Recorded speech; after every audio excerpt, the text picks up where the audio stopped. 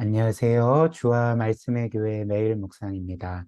오늘은 사무엘하 11장 1절부터 13절까지 말씀 함께 묵상하며 하나님의 은혜 나누도록 하겠습니다. 먼저 본문의 메시지 함께 살펴볼까요? 사무엘하 11장 말씀은 우리가 잘 아는 다윗의 범죄에 대해서 전해주고 있습니다. 다윗의 그 심각했던 범죄가 무엇이었습니까? 바로 그의 충성스러운 부하 우리아의 아내 밧세바를 범하고 그를 은폐하기 위해서 그 우리아를 죽인 것이었습니다. 그리고 이런 어두운 말씀은 우리에게 중요한 메시지를 알려주는데요. 그래서 오늘 이 말씀을 통해 성경이 우리에게 알려주는 두 가지 메시지 함께 살펴보겠습니다. 첫 번째는 성경은 사람의 본성이 어떤 것인지를 이제 알려주고 있습니다. 우리가 이 사무엘하 11장 말씀에서 확인할 수 있는 것처럼 사실 성경은 그 전까지는 다윗의 그 훌륭했던 믿음, 또 그의 거룩함과 경건함을 우리에게 보여줬다면 이 11장 말씀은 우리에게 다윗의 끔찍한 범죄에 대해서 알려주는 거죠.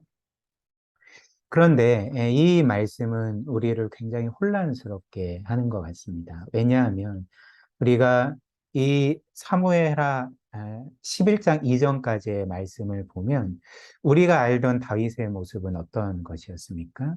정말 그 어떤 상황에서도 절망하지 아니하고 끝까지 하나님의 선하심과 그 신실하신 약속을 의지하며 믿음으로 모든 것들을 넉넉히 이겼던 인물이 다윗이 아니었습니까? 그리고 그는 어떤 경우에서도 정말 하나님의 뜻을 행하기에 최선을 다했던 너무나도 경건하고 거룩한 사람이었습니다. 그렇기 때문에 우리는 이런 다윗을 보며 이런 생각을 계속 하지 않았습니까? 어떻게 이런 믿음을 가질 수가 있었을까? 또 어떻게 이렇게 하나님을 사랑하고 어떤 상황에서도 하나님을 의지하고 하나님의 뜻을 행하려고 최선의 노력을 다할 수가 있었을까? 어떻게 이런 사람이 역사상 존재할 수가 있었을까? 이렇게 말할 수밖에 없을 정도로 다윗은 굉장히 영적으로, 신앙적으로 훌륭한 사람이었습니다. 그런데 사무엘하 11장으로 넘어와서 다윗이 저질렀던 그 범죄, 바세바를 범하고 그의 남편 우리아를 고의적으로 죽이던 이 끔찍한 범죄의 현장들을 우리가 말씀을 통해 보면서 이 다윗이 정말 우리가 알고 있던 다윗인가?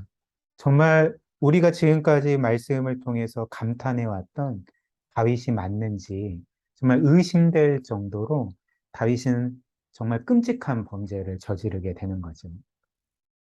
그렇다면 성경은 다윗의 이런 어두운 모습, 정말 우리로 하여금 정말 이 모습이 다윗이 맞는지 정말 의심하게 할 정도의 이런 그 심각한 범죄, 그 악행을 우리에게 있는 그대로 알려주는 이유가 무엇이겠습니까? 성경은 어떤 의도와 목적으로 이런 사실들을 우리에게 전해주는 것일까요? 성경의 메시지는 분명합니다. 우리에게 이런 사실을 알려주는 거죠. 그것은 바로 모든 사람은 본성상 죄인이라는 것이죠. 다윗처럼 과거에 아무리 거룩하고 경건한 삶을 살았다 할지라도, 믿음의 본을 보이며 살았다 할지라도, 언제든지 이런 끔찍한 범죄를 저지를 수 있는 것이 바로 사람이고, 그것이 바로 사람의 실제 본성이라는 것입니다. 오늘 말씀에서 보는 것처럼 정말 그토록 거룩하고 경건하고 믿음의 삶을 살았던 다윗조차도 이런 끔찍한 죄를 범할 수가 있다면 우리는 어떻겠습니까? 다윗에게 미치지 못하는 그 일반 모든 사람들은 과연 어떨까? 우리가 이런 생각을 할 수 있지 않겠습니까? 그래서 다윗 자신도 아마 그 전까지 자신의 이 본성, 자신의 실체에 대해서 이 정도로 알았는지 우리가 정확히 알 수 없지만, 그러나 다윗 자신은 이런 끔찍한 죄를 범한 후에 자신의 실체가 이러합니다. 라고 그렇게 깨달으며 고백하게 되는 거죠. 우리가 잘 아는 이 시편 51편 말씀은 다윗이 이렇게 밧세바를 범하고 우리아를 죽인 후에 자신의 죄를 깨달으며 회개하며 지었던 시 아닙니까? 근데 다윗이 이런 고백을 하는 거죠. 5절 말씀입니다. 내가 죄악 중에서 출생하였으며 어머니가 죄 중에서 나를 잉태하였나이다. 무슨 말입니까? 그 전까지는 자신의 그 거룩한 삶, 믿음의 삶을 통해서 어느 정도 자신이 신앙적으로 훌륭한 사람이라 생각을 했지만, 이런 끔찍한 죄를 범한 후에 이제 깨달은 바가 있는 거죠. 아, 내가 본성상 죄인일 뿐이구나. 나는 죄악 중에서 출생한 자이고 어머니가 죄 중에서 나를 잉태한, 정말 원래부터 죄로 인하여서 물든 죄인으로 태어나 지금까지 죄된 본성을 안고 살아왔구나. 그렇기 때문에 내가 이렇게 끔찍한 죄를 저지를 수밖에 없었던 거구나. 이것을 고백하는 거죠.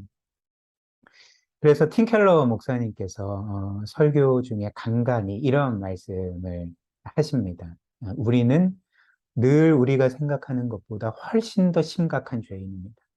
우리는 우리 자신이 생각하는 것보다 훨씬 큰 죄인임을 기억해야 됩니다. 이런 말씀을 종종 하시는데요. 저의 표현대로 바꿔 말하자면, 우리는 뼛속 깊이까지 죄가 스며들어 있는 그런 심각한 죄인임을 기억해야 한다는 것이죠. 겉보기에 훌륭해 보여도, 믿음이 좋아 보여도, 과거에 거룩하고 경건한 삶을 살았다 할지라도 모든 사람들은 이렇게 뼛속까지 죄가 스며들어 있는 본질상 죄인이라는 것입니다.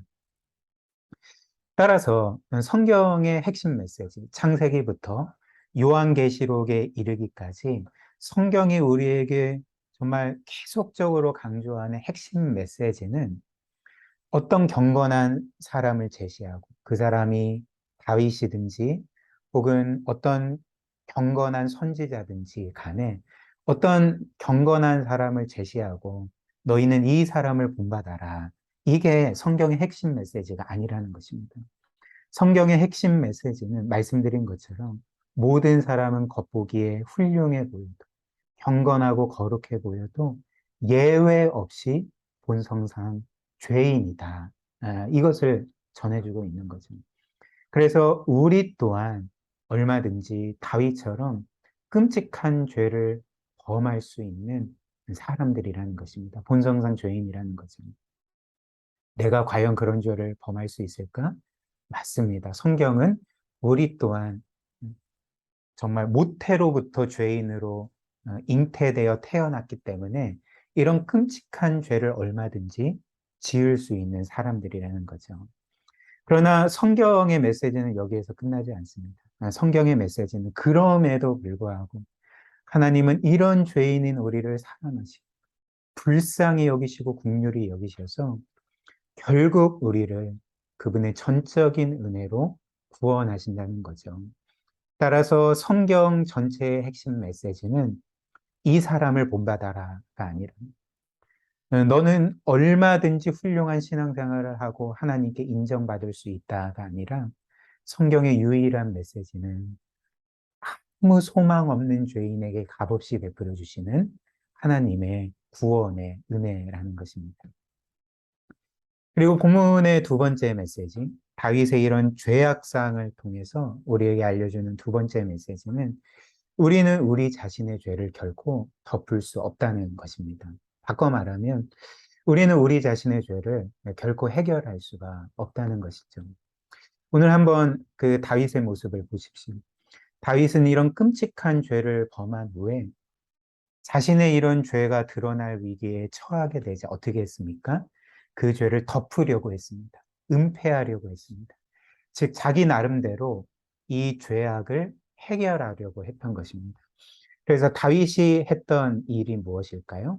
전쟁에 나갔던 자신의 충성스러운 그 부하 우리아를 다시금 불러와서 자신이 간음했던 그 밧세바와 동침시키려고 했던 것입니다.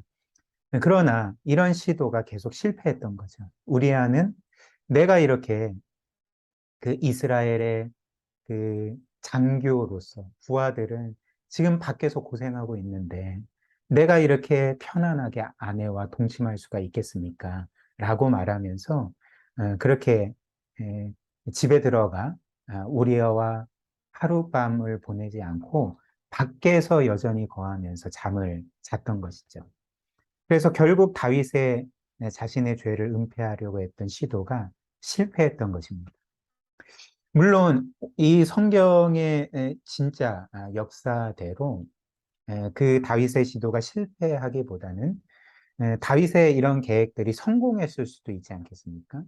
그래서 우리아가 바세바와 동침하게 되고 그래서 결국 다윗의 죄가 이제 은폐되는 그런 결과가 생겼을지도 모르겠습니다.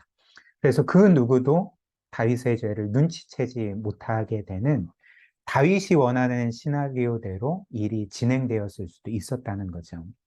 그러나 다윗의 그런 계략이 성공했다 할지라도 다윗의 죄가 과연 해결되었을까요? 그렇지 않습니다. 다윗이 자신의 죄를 성공적으로 덮고 은폐했다 할지라도 그런 과정을 통해 다윗의 죄가 없어지는 것은 아니라는 거죠. 다윗의 죄는 여전히 그대로 남아있게 되고 결국 그가 하나님 앞에 섰을 때에 그가 은폐했던 죄가 드러나게 되는 것입니다. 그리고 이는 어떤 면에서 최악의 상황인 것이죠. 왜냐하면 결국 자신의 죄를 궁극적인 심판자이신 하나님께 가져간 것이기 때문에 결국에는 그 죄에 따라서 자신이 심판받게 되기 때문에 어떤 면에서는 최악의 상황이 발생되게 되는 것 아닙니까? 그렇다면 다윗도 그렇고 우리도 그렇고 결국 죄를 해결할 수 있는 유일한 방법, 죄를 덮을 수 있는 유일한 방법은 무엇이겠습니까? 우리의 죄를 은폐하거나 부정하거나 변명하는 것이 아니라는 거죠. 오직 우리의 그 많은 죄악, 심각한 죄악을 하나님께 진실하게 고백하고 진실하게 드러내고 회개하는 것만이 우리의 죄가 덮여지고 해결받는 유일한 길이라는 것입니다. 무엇보다 우리의 죄를 덮을 수 있는 것은 우리의 변명이나 우리의 은폐가 아닌 것이죠. 그리스도께서 흘리신 보혈만이 우리의 죄악들을 덮을 수 있고 우리 자신을 덮을 수가 있습니다. 그때만이 우리는 죄인이지만 하나님께 용서받고 하나님 앞에 의롭다 선언받을 수 있고 자녀로 영원히 받아들여지게 된다는 것입니다. 우리 오늘 말씀 기억하며 함께 기도할까요? 오늘 말씀이 우리에게 알려주는 것처럼 우리 또한 다윗처럼 본성상 죄인일 뿐입니다. 이것을 늘 기억하며 우리의 어떤 신앙과 믿음과 경건함을 의지하지 아니하고 매 순간 하나님의 은혜를 의지하고 그분의 도우심을 바라보며 거룩한 삶을 살아가게 해달라고 우리 함께 기도하고요. 또 우리는 여전히 죄를 짓는 죄인들 아닙니까? 그러나 우리의 죄를 은폐하거나 부정하거나 변명하거나 그냥 방치하지 아니하고 늘 그리스도의 보혈을 의지하며 회개하는 삶 살아가도록 이런 은혜 우리에게 허락해 달라고 우리 함께 말씀 기억하며 기도하도록 하겠습니다.